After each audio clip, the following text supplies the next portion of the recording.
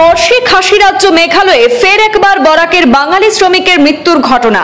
আরও একবার মেঘালয়ে গণ আক্রমণের শিকার সিমেন্ট ফ্যাক্টরির শ্রমিক কাটিগড়ার যুবক। স্বামীকে হারিয়ে শিশুকে নিয়ে বিপাকে পড়েছেন গৃহবধূ। শোকের ছায়া নেমেছে কাটিগড়ার কাপিরাইলে।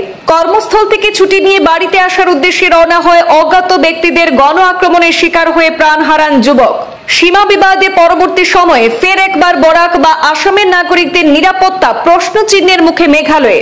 ন্যায় বিচার চেয়ে মেঘালয়ের লুমসুলুং পুলিশের দ্বারস্থ হয়েছেন ঠিকাদার। অভিযুক্তদের কঠোর শাস্তির দাবিতে বরাক উপত্যকার নেতা মন্ত্রীদের প্রতিও কাতর আর্জি জানিয়েছেন অসহায় গৃহবধূ।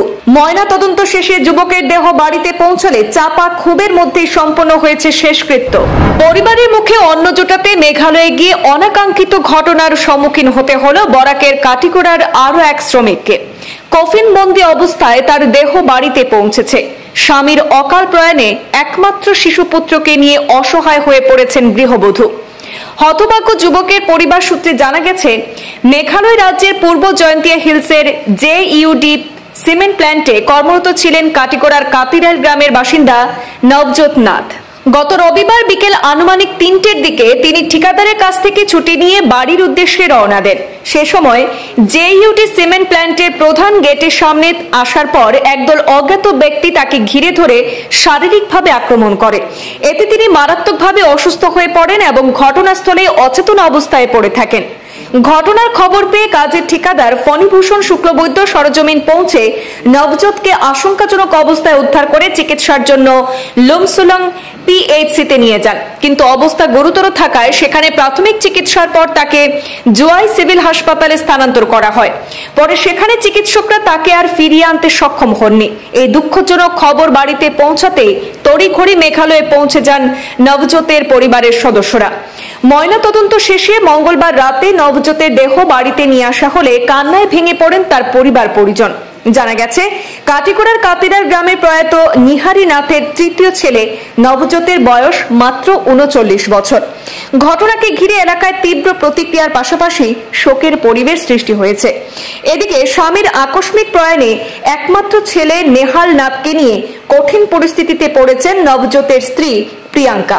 ঘটনার সঠিক তদন্ত এবং দোষীদের কঠোর শাস্তির দাবিতে বরাক উপত্যকার নেতা মন্ত্রীদের প্রতিও কাতর আর্জি জানিয়েছেন এই অসহায় গৃহবধূ। জানা গেছে, এই ঘটনার বিষয়ে সংশ্লিষ্ট ঠিকাদার ফণীভূষণ শুক্লবৈদ্য মেঘালয়ের লুমসুলুং থানায় লিখিত অভিযোগ দায়ের করেছেন। মেঘালয় JUD সিমেন্টে কাজ করতো, ফিটার ফোরম্যান আসলো। তো হঠাৎ ফোন আইছে যে হে অসুস্থ। তো যাওয়ার পরে দেখা গেল যে মারা গেছে। হসপিটালে প্রথম প্রাইমারি লুমসুলুং নেওয়া হয়েছিল, কন্ট্রাক্টরের নিচে নেওয়ার পরে সেখান থেকে রেফার দিছে জোয়াই যাওয়ার পরে আমরা যারা ছোট ভাই গেছে তারা দেখলো যে মৃত। হয়তো রাস্তাতে হয়েছে বা হসপিটালে যাওয়ার পরে হয়েছে ঘটনা। তারপরে FIR দেওয়া হয়েছে লুমসুলুংয়ে আউটপোস্টে। এখানে FIR মোতাবেক দেখা যায় যে CCTV ফুটেজ দেখছে তারা, পুলিশে দেখার পরে দেখা গেল যে গেটের বাইরে বাড়িতে মানে টাকা পয়সা লইয়া বাড়িতেই তো ওই সময় গেটের বাইরে কিছু খাসি মানুষে তারে মারধর করছে, বেদরকভাবে মারধর করছে। গতিকে তার মৃত্যু হয়েছে ওই মাইলের পরে। এমন আমি বরাক বলে যত আমার জনদরদী নেতা আছেন আমি তাদের কাছে অনুরোধ করি আর তারা যাতে আমার এই ভাই ছোট ভাই যাতে মানে বিচারটা পাওয়া যায়, সঠিক তদন্ত করে থানায় পুলিশে ওই বিষয়ের উপরে আমি সবার কাছে করে জুড়ে অনুরোধ করি। আর আমার বাতিজা 9 বছরের ক্লাস 3তে পড়ে, একমাত্র বাতিজা। আর তার উপার্জনের কোনো রাস্তা নাই। যে করে আমরা বইছি এটা বাবার দেওয়া ঘর, তারা নিজস্ব কিছু এখনো করতে পারছে না। একদম বিপন্ন পরিবারটা। এই পরিবারটাও সহযোগিতা করতো।